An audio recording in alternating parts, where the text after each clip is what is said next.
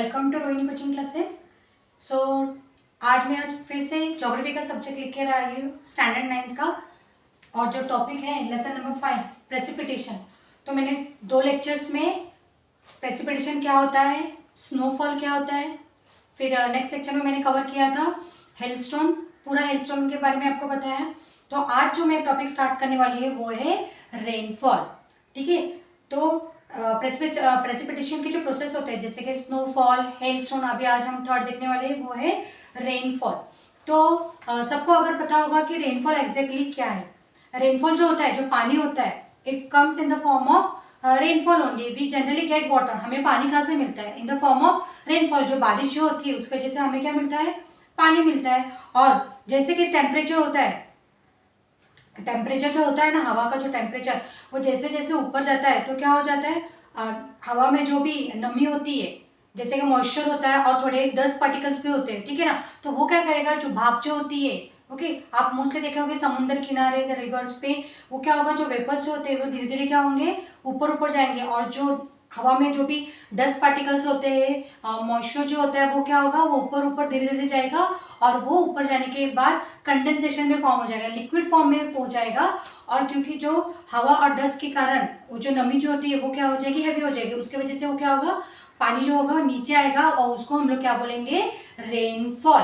समझ में आया? तो ये है रेनफॉल। रेनफॉल कैसे होता है तो आपने तो 4th standard, 5th standard, 6th standard में पढ़ा ही होगा, है ना, ज़्यादा टफ नहीं है। ओके, इधर वाटर साइकिल भी पढ़ा होगा, तो उसमें आपने प्रेसिपिटेशन भी पढ़ा है, तो इससे वो रेनफॉल कैसे होता है वो। लेकिन अभी इसमें जो रेनफॉल के टाइप्स होते हैं, पता है स्टूडेंट्स, रेनफॉल के टाइप्स होते हैं, तो इसमें 3 टाइप्स है। तो मैं लिख लेती हूँ बोर्ड पे। फर्स्ट वन है कन्वेंशनल रेनफॉल। तो फर्स्ट वाला है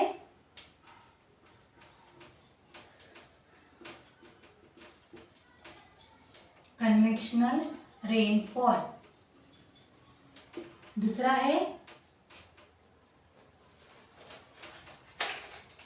ओरोग्राफिक रेनफॉल।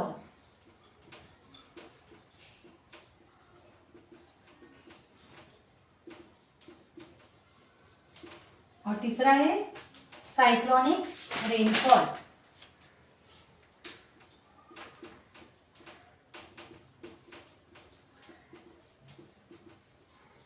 तो आज मैं सिर्फ ये 2 टॉपिक्स कवर करने वाली हूँ, conventional rainfall and orographic rainfall. Social studies कैसा सब्जेक्ट है ना स्टूडेंट्स, वो धीरे धीरे पढ़ाना में मजा आता है, ताकि धीरे धीरे पढ़ाओ तो आपको समझ में अच्छे से आ जाए। फास्ट पढ़ा के कोई मतलब नहीं, आपको समझ में भी नहीं आएगा।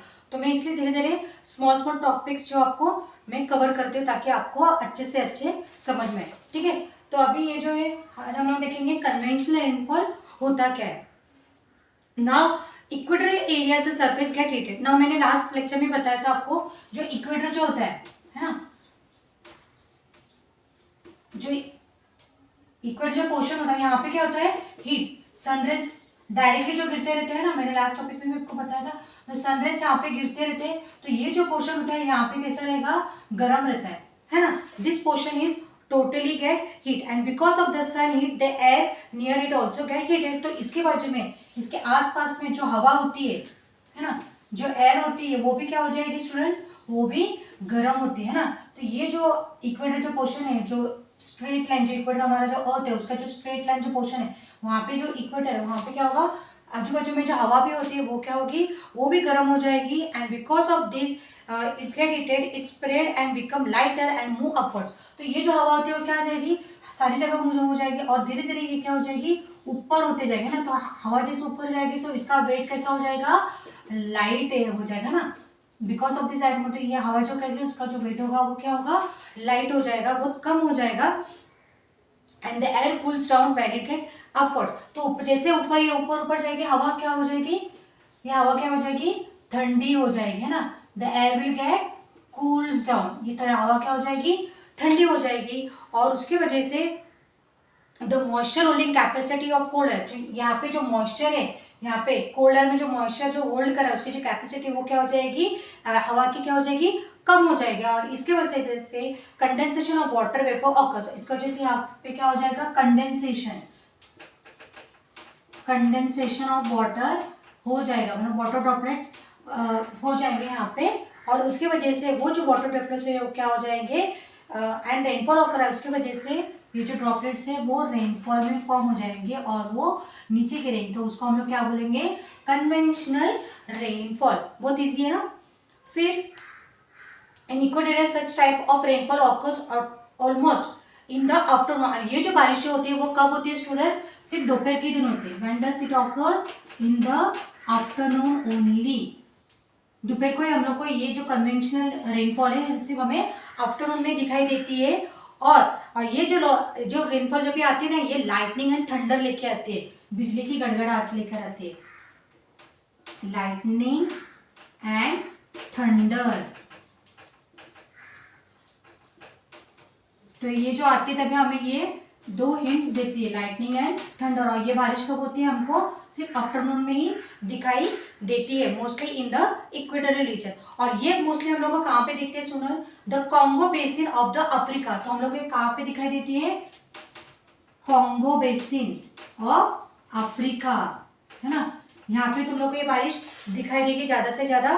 और in Amazon basin of South America, और कहाँ पे आपको दिखाई देगी, साउथ अमेरिका में आपको ये बारिश दिखाई देगी। और सच type of rainfall occurs in a very limited area of the world. तो ये जो बारिश होती है ना, कन्वेंशनल रेनफॉल, ये पूरी दुनिया में थोड़ी थोड़ी जगह पे ही हमको दिखाई देती है, जैसे कि इक्वेटोरियल रीजन्स में। तो होप सो ये कन्वेंशनल रेनफॉल आपको अच्छे से आपको समझ में आया होगा, ठीक है। और ये जो बारिश होती है ना स्टूडेंट्स, अभी ये जो बादल है, ठीक है, और ये जो रेनफॉल होती है वो डायरेक्ट रेनफॉल होती है, ठीक है। आपके टेक्स्ट बुक में पिक्चर देखो, ये जो रेनफॉल होती है डायरेक्ट रेनफॉल होती है, okay. That is figure number 5.4, how the convection is occur, है ना। ये जो हवा होती है ऊपर जाती है, लेट उसका जो वेट होगा वो लाइट हो जाता है, फिर कंडेंसेशन फॉर्म होता है, वो कंडेंसेशन रेनफॉल में फॉर्म होकर ये नीचे गिरता है। तो होप सो ये कन्वेक्शन रेनफॉल आपको अच्छे से समझ में आया होगा। अभी मैं जो नेक्स्ट टॉपिक है दैट इज ओरोग्राफिक रेनफॉल, मैं आपको समझाती हूँ। I will rub this.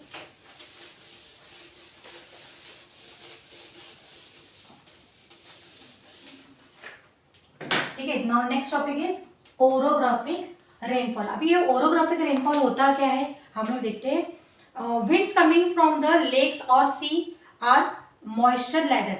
अभी आपने देखा होगा स्टूडेंट, जैसे कि आप ओशंस पे जैसे जाते हो या रिवर जगह पे, जहाँ पे जैसे जगह पे जाते हो जहाँ पे पानी होता है, तो तुम लोग वहाँ पे महसूस करोगे कि वहाँ पे जो अपने चेहरे पे जो नमी लगती है ना, ऐसे थोड़ी थोड़ी मॉइस्ट होते हैं पानी जैसा। क्यों? बिकॉज वो जो जगह पे ज़्यादा मॉइस्चर प्रेजेंट रहता है, हवा में जो मॉइस्चर ज्यादा प्रेजेंट होता है, and they are abstract by high mountain ranges coming on their way. और उसकी वजह से जो पहाड़ जो होते हैं वो विंड क्या करती है, उसको टकराती है। एब्स्ट्रैक्ट मतलब क्या, वो हवा जो विंड को टकरा जाती है, और इसके वजह से जो टेम्परेचर विंड का जो होता है वो क्या होता है, wind drop and condensation occur. उसकी वजह से क्या होता है, वहाँ पे कंडेंसेशन फॉर्म होता है, and that rainfall take place है। उसकी वजह से वो बारिश वहाँ पे हमको दिखाई देती है। And because of this abstraction of mountain this type of rainfall occurs. और ये जो एब्स्ट्रैक्शन होता है, जो विंड जो होती है जो माउंटेन को लगती रहती है, तो वो एब्स्ट्रैक्शन की वजह से हमें वो वहाँ पे बारिश दिखाई देती है। और ये जो विंडवर्ड साइड जो होते हैं ना, moments get more rain amount of vapour in the air. और बिकॉज यहाँ पे जो पानी का जो मॉइस्चर जो था वो हवा में ज्यादा होने के कारण वहाँ पे हमें बारिश जो है ना वो ज्यादा दिखाई देती है। And the vapour in the air reduce after crossing the mountain. और जो पानी में जो हवा एटमॉस्फेयर में जो वेपर होता है वो क्या होता है, वो कम कम होने लगता है। जैसे माउंटेन क्रॉस हो जाता है तो वो क्या होता है, जो हवा में जो नमी रहती है वो क्या होती है, कम कम होती रहती है। And because of this the moisture holding capacity of the air increase. और जो मॉइस्चर में जो कैपेसिटी होती है एयर की वो क्या होती जाती है, वो बढ़ती जाती है।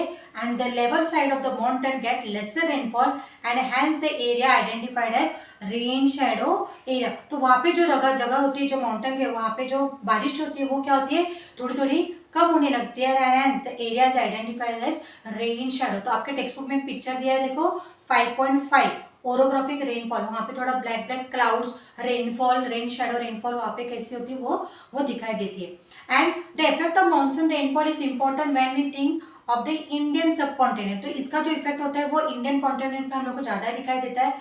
And we have studied this in the previous standard also. Previous standard में हम लोगों ने ये ऑलरेडी पढ़ा है. And the rainfall occur in India because of this wind is orographic type of rainfall. तो हमें ये इंडिया में ये रेनफॉल क्यों दिखाई देती है? Because it is a orographic type of rainfall. और इसके जो कॉजेस है ना स्टूडेंट, ये कहते हैं because it happens due to the abstraction of the mountain. Orographic क्यों होता है? Because of the abstraction of the mountain. Abstraction मतलब क्या? ये माउंटेन को टकराती है हवा, that is known as abstraction. ठीक है, जो विंड होती है ना वो ये माउंटेन को टकराती है, that is known as abstraction of the mountain. Okay, so hope so this orographic rainfall is very clear to you. Now the next that is cyclonic rainfall, that I will explain you in the next chapter. Hope so this both the topics which I have covered today might be very clearly understood to you. Okay, so today I am winding this lecture here only. So I had covered most probably the two topics here. Go through this video, and if you like my video, please like and subscribe it, and I will meet you in the next lecture. So till now, thank you, bye bye, see you, take care.